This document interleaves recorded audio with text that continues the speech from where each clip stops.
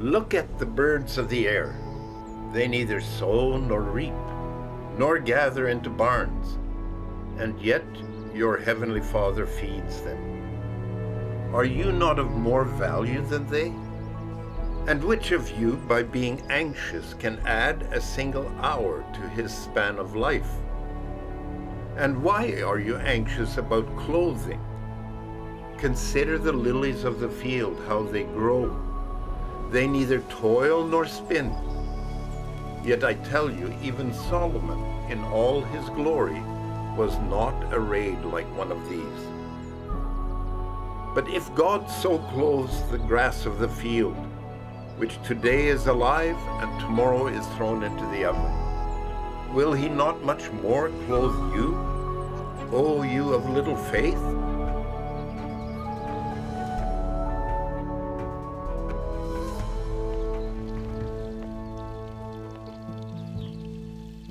When Jesus said this, I felt like he was really searching for examples that were powerful enough to get the point across, to show how absolutely pointless it is to worry. True. And he found his examples in nature. Yes, God created the universe, and he is the unquestionable master over all creation. He has set laws for nature too, and everything works perfectly according to these laws. So neither the flowers nor the birds flying over them need to spend their time worrying. God is feeding them and clothing them. But I started to wonder a bit here, Peter. If perhaps Jesus understood what most people have to deal with, he only had himself to think about. But most of us need to feed our families and keep a roof over our heads. We also have children who get sick. To just not care seems a bit irresponsible to me. Jesus never said don't care.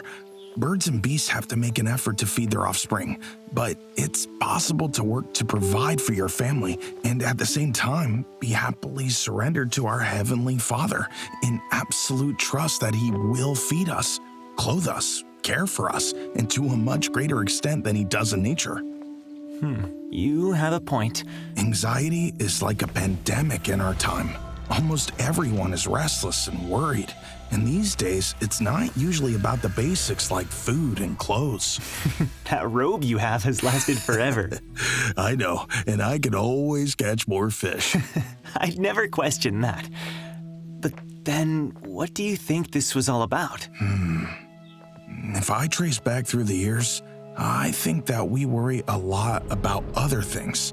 What people think about us, whether we're treated fairly, whether we're noticed for the good we do, and all those kinds of things. I think this keeps a lot more people awake at night than the fear of starving to death. Let's hear that one more time.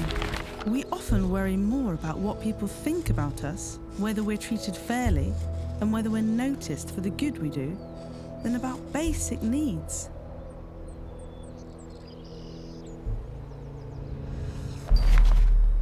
Good point. And you think Jesus meant that all worry is pointless, no matter what it's about, without exception? Yes, and God as our Father cares perfectly for us. Whatever we need, be it food or clothes or getting our rights or our honor, if I personally believe this, it will give me an uninterrupted rest, and worry will not find its way into my heart. Personal faith that God cares perfectly for me in all areas will give me an uninterrupted rest and a life without worry. Regardless of my situation or what the future seems to hold. Exactly. Worry is actually a sin, plain and simple. I am of the opinion that it's one of the most common sins out there. Sin? Jesus didn't exactly go that far. Indirectly, I think he did, because worry is a breach of trust in God and my fellowship with Him. Worrying comes in when I want something and I do not completely surrender to my Heavenly Father. My egoism and desires make me restless and uneasy. In that light, worry isn't just a sin, but one of the greatest sins that persist among those who want to follow Jesus. My egoism and desires make me restless, In that light, worry isn't just a sin, but one of the greatest sins that persist among those who want to follow Jesus.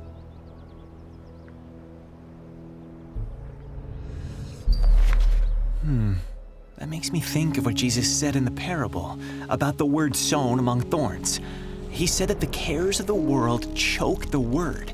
So my growing as a child of God gets interrupted and ruined when I let worry in. That's it. And we may waste so many precious hours of our lives. All the time spent worrying and being uneasy and in talking about it is wasted. All time spent worrying and being uneasy and in talking about it is wasted.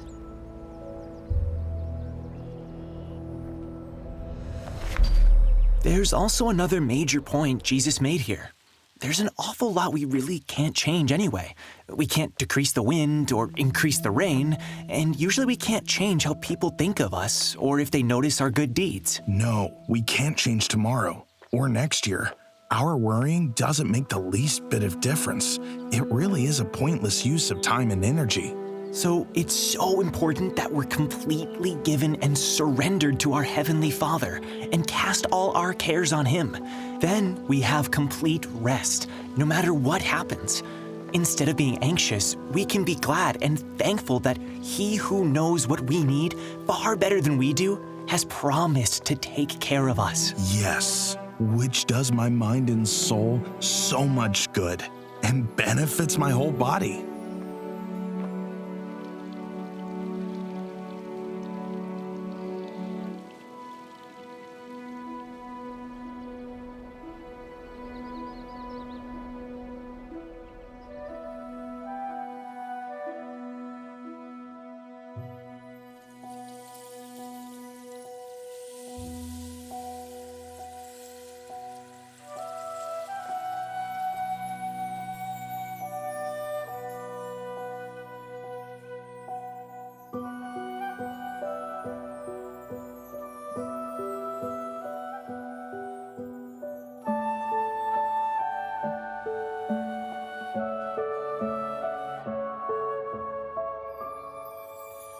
Zion I treasure, her laws are forever.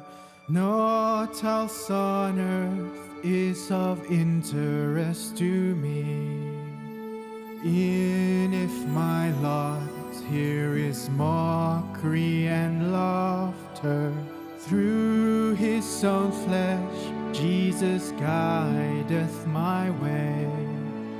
Time or location, peace, persecution, no more my joy by these things can be bound.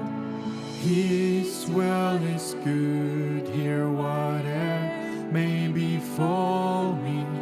This both in word and in deed I have found.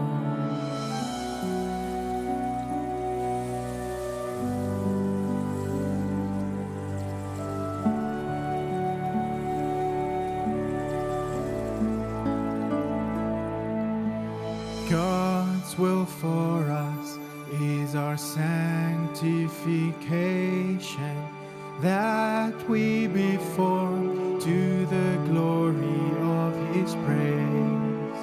Who can instruct Him, the Almighty Father, how to accomplish the work all our days?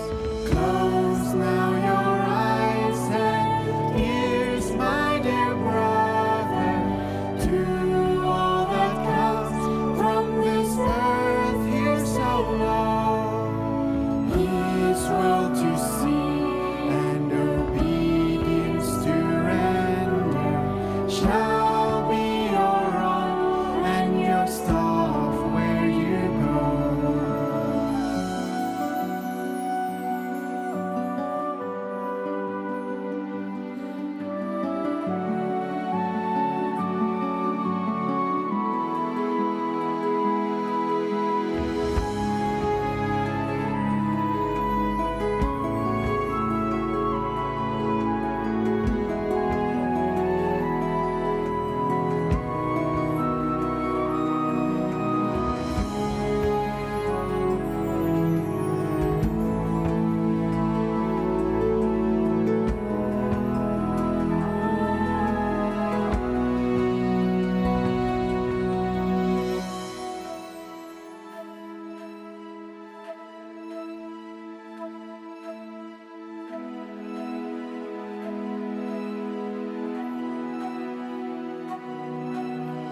Wisdom so good from the Father of spirits.